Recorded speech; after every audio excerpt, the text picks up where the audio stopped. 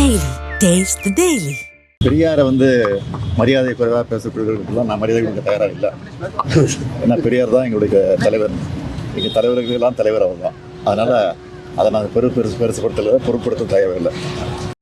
எண்ணத்தில் உள்ளத்தில் சென்னை சிங்கார சென்னை ஆக்க வேண்டும் என்ற அடிப்படையில் தான் பல பணிகள் செஞ்சோம்.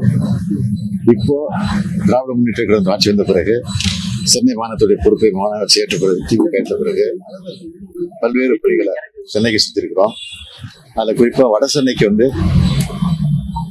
சட்டமன்றத்தில் ஏற்கனவே 1000 கோடி ரூபாய் மதிப்பீட்டில் வட சென்னை வளர்ச்சி திட்டத்துக்காக ஒதுக்கி ஒரு அறிவிப்பு வெளியிட்டேன். அந்த 1000 கோடியை தாண்டி பல்வேறு துறைகளுடைய ஒத்துழைப்போடு கிட்டத்தட்ட 6350 கோடி ரூபாய் மதிப்பீட்டில் பணிகள் எல்லாம் தொடங்கப்பட்டிருக்கு, நடந்துகிட்டு இருக்கு. மொத்த பணிகளை பொறுத்தவரைக்கும் 252 பணிகள். அந்த 252 பணிகள்ல 30 பணிகள் முடிக்கப்பட்டிருக்கு முழுமையா. 166 பணிகள் நடந்துகிட்டு இருக்கு. விரைவில் இந்த பணிகள் முடிவடைய இருக்கு. ஆக இந்த ஓராண்டு காலத்திற்குள்ள எல்லா பணிகளையும் முடிக்க வேண்டும் என்று சொல்லி நான் எல்லா துறைகளுக்கும் அறிவுறுத்தியிருக்கிறேன். தொடர்ந்து நம்முடைய அறநிலைத்துறை அமைச்சர் சேகர்பாபு அவர்கள், அதேபோல மேயர், இந்த வட்டாரத்தில் இருக்கக்கூடிய எம்எல்ஏக்கள், எம்பிக்கள்லாம் தொடர்ந்து ஆய்வு பணிகள் மேற்கொண்டு வேகப்படுத்திக்கிட்டு இருக்காங்க. நானும் இது 2வது முறையா ஏற்கனவே அடிக்கல் நாட்டு விழாவில் கலந்துக்கிட்டாலும் தொடர்ந்து நானும் அந்த பணிகளை தொடர்ந்து ஆய்வு பண்ணிட்டு இருக்கிறேன். துணை முதலமைச்சரும் ஆய்வு பண்ண சொல்லியிருக்கிறேன். அவரும் நான் வேலை செஞ்சுட்டு இருக்காரு. அதே மாதிரி அந்த சம்பந்தப்பட்ட துறையுடைய அமைச்சர்களையும் ஆய்வு பண்ண சொல்லி நான் குறிப்பிட்டிருக்கிறேன். அவங்க கூட அந்த பணியை வேகப்படுத்திட்டு இருக்கிறாங்க. வட சென்னையை பொறுத்த வரைக்கும் இது ஒரு வளர்ந்த சென்னையாக நிச்சயமாக இந்த ஓராண்டு காலத்திற்குள் உருவாகும் என்று நான் எனக்கு நம்பிக்கை இருக்கு. அந்த பணிகளை இன்றைக்கு நான் மேற்பார்வையிட்டிருக்கிறேன். குற்றச்சாட்டுகளை முன் வச்சுட்டு வர்றாரு, அறிக்கை கொடுக்கிறாரு, எக்ஸ்போல பக்கத்துலயும் குற்றச்சாட்டு வைக்கிறாரு, கல்வித்துறையில குற்றச்சாட்டு வைக்கிறாரு. அதுக்கும் உடைய எல்லாத்தையும் வைக்கிறாரு.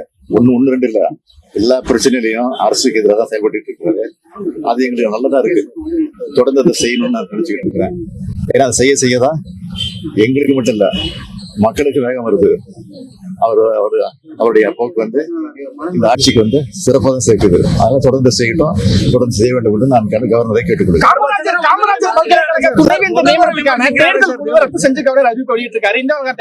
அதான் அவர் தொடர்ந்து இந்த வேலை தான் பண்ணிட்டு இருக்கிறாரு.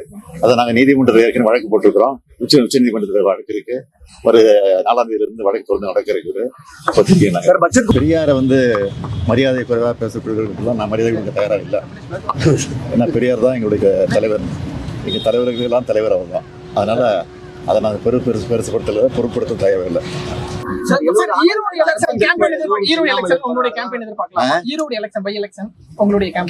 5ஆம் தேதி தேர்தல், 8ஆம் தேதி ரிசல்ட்.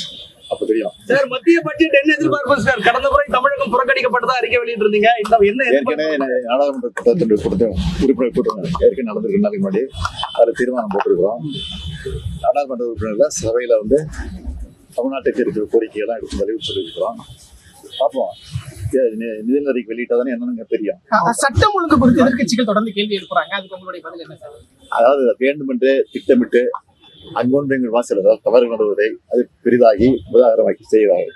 அதை பற்றி நான் கவலைப்படவில்லை. நாங்கள் எங்களை பொறுத்த வரைக்கும் சட்ட ஒழுங்கு சிறப்பாக தான் நடந்துட்டு இருக்கு. அதனாலதான் வெளிநாட்டிலிருந்து வெளிமாநிலங்களிலிருந்து தொழிற்சாலைகள் எல்லாம் தொடர்ந்து வந்துருக்கு. பாதகம் செய்பவரை கண்டால் நாம் பயம் கொள்ளலாகாது பாப்பா.